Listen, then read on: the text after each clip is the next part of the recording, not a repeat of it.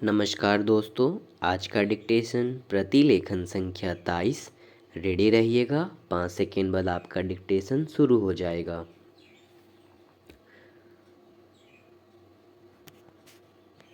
Ready, start.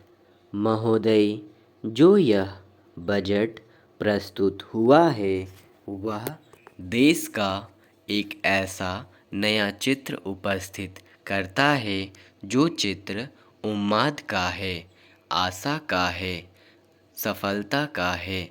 इसमें नए कर ज़्यादा नहीं लगाए गए हैं और जो थोड़े से कर लगाए भी गए हैं वे इस ढंग से लगाए गए हैं कि सभी लोगों पर उसका बोझ पड़ता है।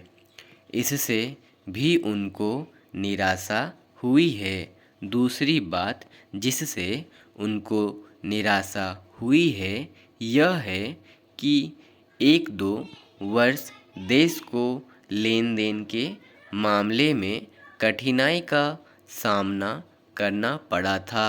योजना को कठिनाई में पड़ना पड़ा था, वह कठिनाई दूर हो गई है और मैं सदन की तरफ से उन देशों को धन्यवाद देना चाहता हूँ, उन देशों के प्रति आभार प्रदर्शित करना चाहता हूँ जिन्होंने हमारी इस कठिनाई को दूर करने में आगे बढ़कर हाथ बटाया है।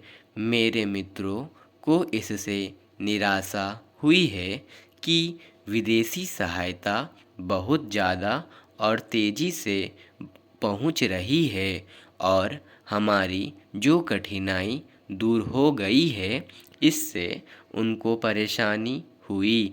कम्युनिस्ट इसीलिए भी परेशान है कि पिछले 1-2 वर्षों में देश की पैदावार बहुमुखी ढंग से बढ़ी है, औद्योगिक पैदावार बढ़ी है।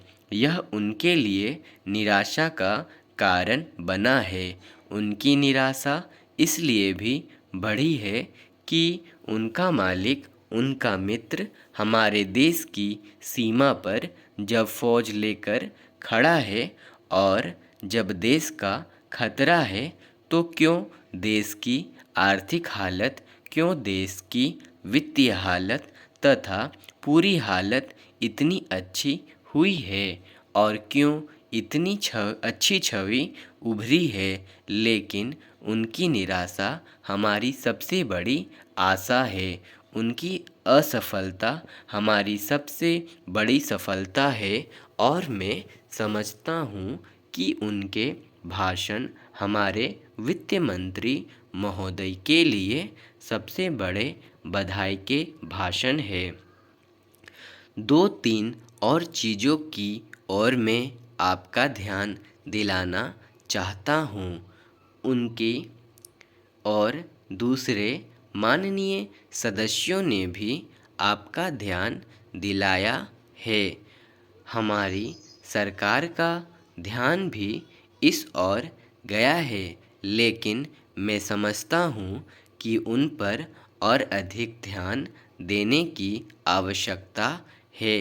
पहली बात तो यह है कि जब चीज़ों की पैदावार बढ़ रही है, जब देश उन्नति की तरफ जा रहा है, तब भी देश में कीमतें बढ़ रही है।